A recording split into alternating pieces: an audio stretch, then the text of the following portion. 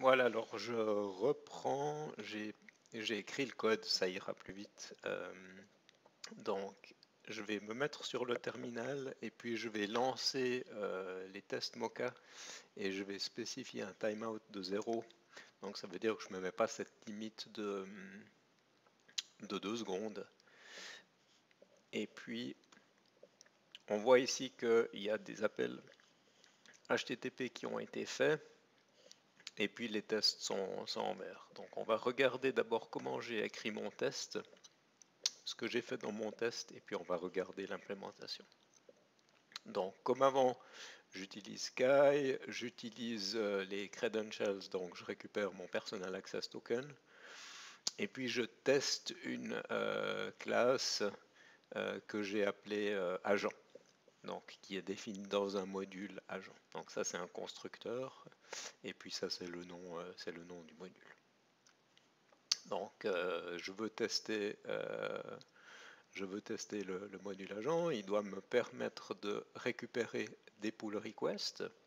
Alors dans mon test, je vais travailler avec le repos Spring Kafka de l'organisation Spring Project. J'ai changé parce que Spring Boot, il y avait vraiment beaucoup de pull requests. Donc la démo durait un peu trop longtemps. Je crée un nouvel objet en utilisant le constructeur ici. Je lui passe les credentials que j'ai récupérés ici. Et puis dans ma classe agent, j'ai défini une méthode fetch and process all pull requests où je lui passe l'organisation et le repos cible. Et puis je lui passe une fonction de callback. Si quelque chose s'est mal passé, il va me donner une erreur. Et sinon, il va me donner un tableau de pull request. Donc, les assertions que je fais ici, je vais dire que erreur devrait être nulle. Et puis, pull request, ça devrait être un tableau. Après, on pourrait faire d'autres assertions pour vérifier que le contenu du tableau, que les objets à l'intérieur du tableau ont la bonne structure. Mais ça, c'est le test de base. Pas oublier d'appeler done ici pour dire à Mocha que le test est terminé. Donc si maintenant on va regarder l'implémentation, donc on a ce console log qui est en vert, c'est ce que j'avais utilisé ici pour afficher, donc ça c'était juste pour la démo. Je vais le retirer tout de suite. Et puis on va commenter le code. Donc cette fois-ci c'est dans le module que j'utilise SuperAgent. J'ai un constructeur, j'enregistre les credentials comme variable d'instance. Et puis j'ai ici cette fameuse méthode que j'ai appelée dans le test. Donc ici, je fais l'appel vers les pull requests.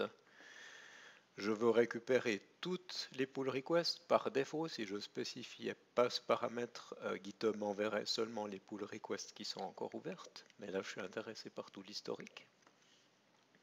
Et puis, programmation asynchrone, ben, je sais que je vais devoir récupérer plusieurs pages. Donc ce que je vais faire, c'est que je vais préparer un tableau de résultats. Et puis quand je vais descendre dans mes appels récursifs, je vais toujours rajouter les éléments dans ce tableau. Donc au départ, c'est vide. À chaque page, ce tableau va grandir. Et puis à la fin, c'est ce que je vais pouvoir passer à ce callback. Donc j'ai une fonction ici qui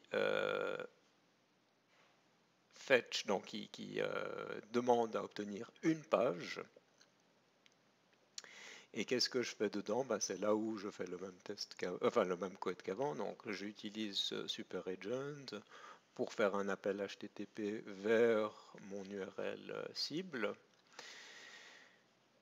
Et puis en faisant l'hypothèse que j'ai pas d'erreur ici, je concatène donc le tableau de pull request que j'ai reçu pour la énième page, je vais l'ajouter, je vais le mettre derrière tous ceux que j'ai déjà récupérés. Et puis c'est là où ça c'est quelque chose qui est spécifique à l'API de GitHub. Pour la pagination, GitHub m'envoie une en-tête qui s'appelle links. À l'intérieur, il y a un objet next qui est présent s'il y a une page suivante. Et la valeur de cet objet ici, c'est directement l'URL. Donc c'est là où je peux récursivement rappeler cette fonction vers la page suivante et je lui repasse les credentials. S'il n'y a pas de next, ça veut dire que je suis arrivé sur la dernière page et donc là je peux appeler la fonction de callback, il n'y a pas eu d'erreur, et puis je lui place le tableau. Et puis il faut bien sûr que je démarre le traitement. Et donc je vais dire, je vais commencer sur cette URL. Là, on voit qu'on n'a pas spécifié le numéro de la page, donc on va démarrer à la page 0. Ce que je pourrais faire ici, et ça optimiserait le process, c'est spécifier la taille de la page. Par défaut, c'est 30, et puis on peut aller jusqu'à 100.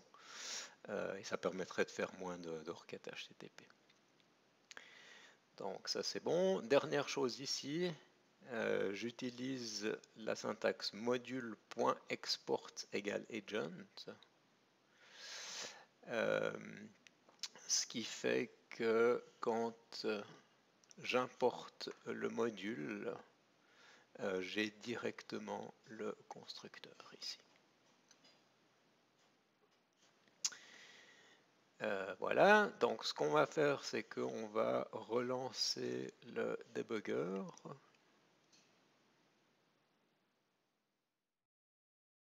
Donc là, il fait les appels, c'est pour ça que ça prend un petit moment. Je suis arrivé ici, donc j'ai plusieurs appels qui ont été faits. Et si je regarde pull request, on voit qu'on a 188 pull requests. Je peux après descendre dans ce tableau et on voit qu'à chaque fois c'est une pull request avec tous les éléments. Donc ce que je ne vais pas montrer dans le webcast, parce que là après c'est assez facile de continuer le script, c'est là où on pourrait dire, pour mon projet, pour ce que j'ai envie de faire, qu'est-ce que je vais extraire comme élément, et puis comment est-ce que je vais faire pour créer cette structure.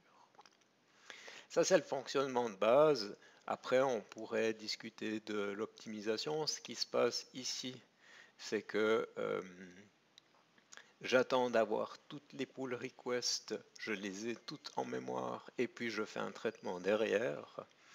Ce que je pourrais aussi faire, si je viens dans mon agent, c'est au fur et à mesure, chaque fois que j'ai récupéré une page, au lieu de mettre ça en mémoire, je pourrais directement faire un output vers un fichier, vers un flux de sortie, ce qui serait plus efficace. Ce serait surtout important si je travaille avec des grandes quantités de données. Là, je ne l'ai pas fait parce que je voulais garder des choses relativement simples, mais c'est souvent quelque chose qu'on va faire. Ok, donc avec ça, si on fait le point, on a implémenté un agent, enfin une partie d'agent, c'est-à-dire qu'on a cet appel ici, on récupère, et puis ce que vous pouvez facilement faire, c'est générer cette structure de données ici. Et puis à un moment donné, on va devoir revenir sur l'agent pour faire les appels sur cette API REST pour envoyer la structure de données vers Node.js. Cette partie-là, elle sera simple. On pourrait aussi utiliser SuperAgent, faire un post. Et puis là, il n'y a pas de problème de récursivité, donc c'est plus simple à écrire. Ça, vous devriez pouvoir vous débrouiller.